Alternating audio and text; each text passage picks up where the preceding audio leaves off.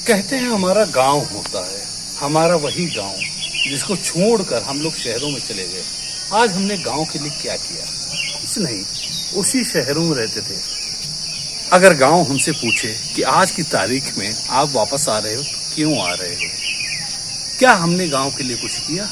कभी नहीं किया। ये वही जगह है जहाँ पे हम पैदा हुए, जहाँ पे अपने भाइयों बहनों के साथ में खेलते थे, हर सुख दुख के साथी होते थे। अरे हमारे यहाँ जब शादियां होती थी तो हम लोग टेंट से भी नहीं मंगवाते थे, केवल खटाई आ जाती थी, उस पर लिखा जाता था कि ये राम रेसे चाचा की हैं, ये भरोसे चाचा की हैं। केवल दूल्हे के लिए एक दरी डाली जाती थी या एक चादर होती थी। 7-7 दिन 9-9 दिन हम लोगों के यहाँ शादियां होती थी।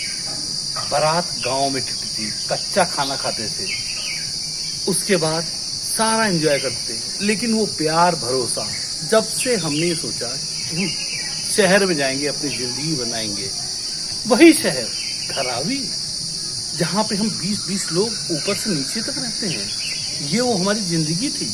अरे हमारा उससे बेहतर ये गांव था जहाँ खुली हवा में सांस लेते थे, हम अपने भाई बहनों के साथ में खेलते थे।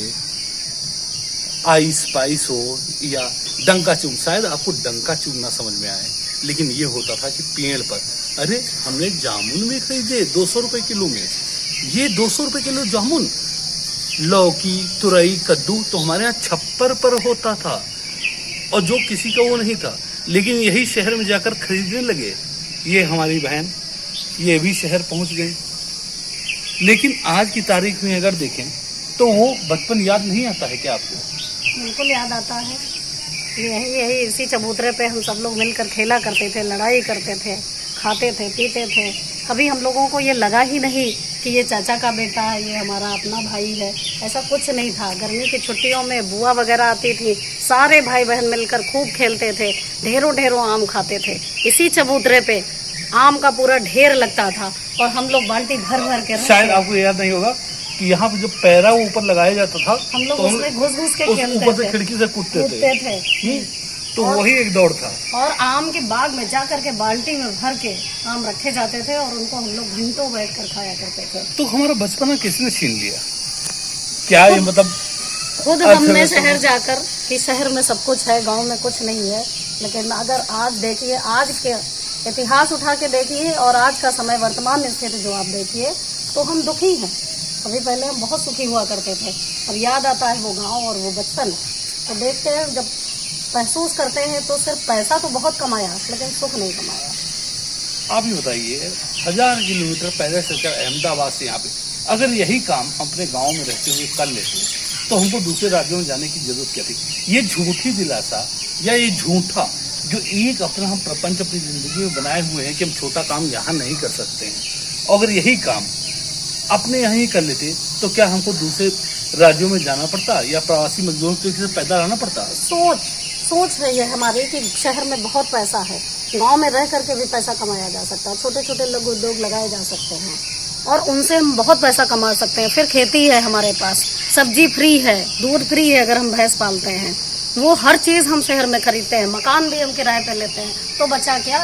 लास्ट में हमको ऐसे ही पैदा लाना पड़ता है जैसे कि आज की तारीख में हम आए हैं। देखिए, आप तो बहुत शहरों में रही, आप मुंबई अहमदाबाद हर जगह आपने कार्य किया, हर जगह आपने देखा, लेकिन आखिरी में जो जड़ें होती हैं वहीं पे ही वापस आना पड़ता है। तो आज की स्थिति देखिए आप कि अगर ऐसा नहीं था तो ये प्रवासी मजदूर 1200 किलोमीटर से अपने गांव क्यों आए? सुख ढूंढने के लिए, क्योंकि पैसा तो वहां भी कमा रहे थे वो। और अगर उस पैसे के लिए वो गए थे, वहां पे इतना पैसा था, तो फिर वो भागे क्यों? अपने दुख के समय में वो अपने गांव क्यों आए?